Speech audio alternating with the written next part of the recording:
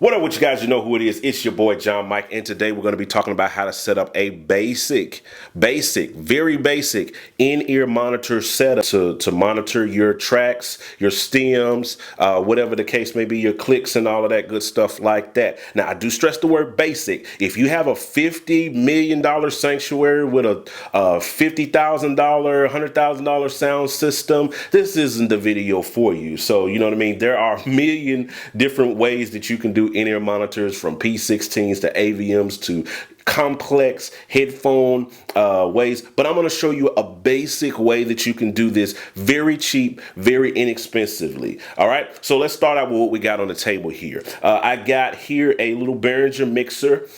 This cost about, 30, 40 bucks. If that channels, it gives you 5 different channels, so you can have 5 different inputs. You can even plug in a talkback mic or what have you, and be able to talk back to your band, all with this little situation right here, and run it out to the house and do all of that. So you have a little hub mixer that you can use. I got a little cheap pair of in-ears here, nothing too expensive. They're not KZs, some other ones that a company sent me that I never did a review on for a couple of reasons, but I'm just using them for this video.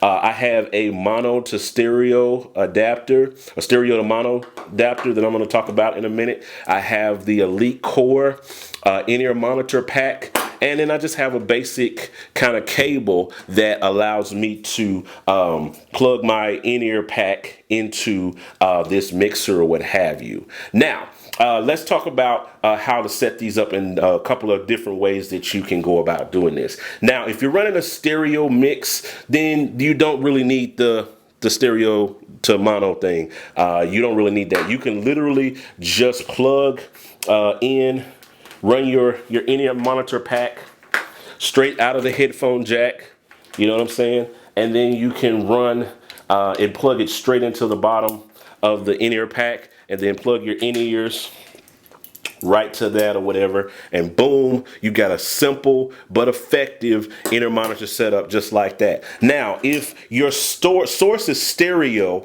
but you're going to be doing some mono stuff, and you need to run and be able to hear in both ears, you need to sum your stereo signal down into a mono signal. That's where this comes in. So now most adapters or things like that, they have 2 rings, tip ring sleeve, whole thing like that. TRS input thing, whatever, carries both the left and the right channel to a signal from an audio signal. But you want one that doesn't have the sleeve, just a tip ring or tip sleeve, TS, I guess, think that's what it's called. You guys can correct me in the thing if I get it wrong. I'm not ashamed to admit, but I just know that this is mono and this is stereo. There's a whole lot of technical reasons why, but basically what you're going to want to do is plug your stereo signal into this right here, boom, and then plug it into the input of your mixer. And this is kind of a weird kind of adapter, but you plug that in there, and then you plug that stereo source in there and convert it into mono, so that way you get it in both ears. Otherwise, if you plug let's just say you're running a talkback mic, you got a talkback mic plugged in here, you got it pan left.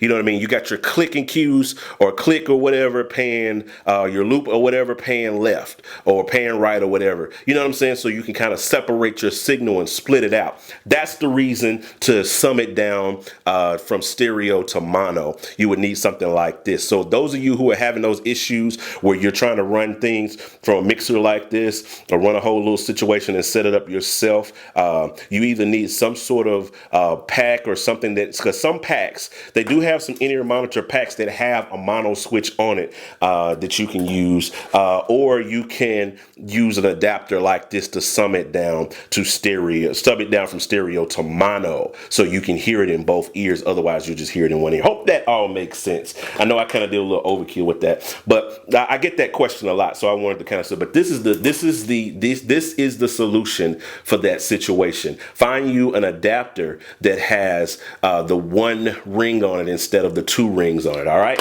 that'll help you out tremendously. But this is a basic way that you can set up your in-ear monitors. You got a volume on there where you can control it. You may want to run a splitter off of that. If you got more than one mix, you can run it off of the headphones. I've even ran it out where I ran my drummer out of the headphones and he summed down the mono, and then I run myself out of, like, I ran out left to the house, so the house can actually, that signal is going to the house, and then I would listen or monitor on the right channel, and then I would pan my stuff accordingly, whether I'm running right to the house or left to the house.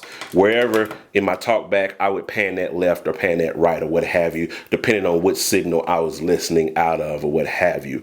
All right, hope that helped you. I got links to all of this stuff besides these in-ear monitors, because my great one, my KZs, the ones I use all the time, are at the church.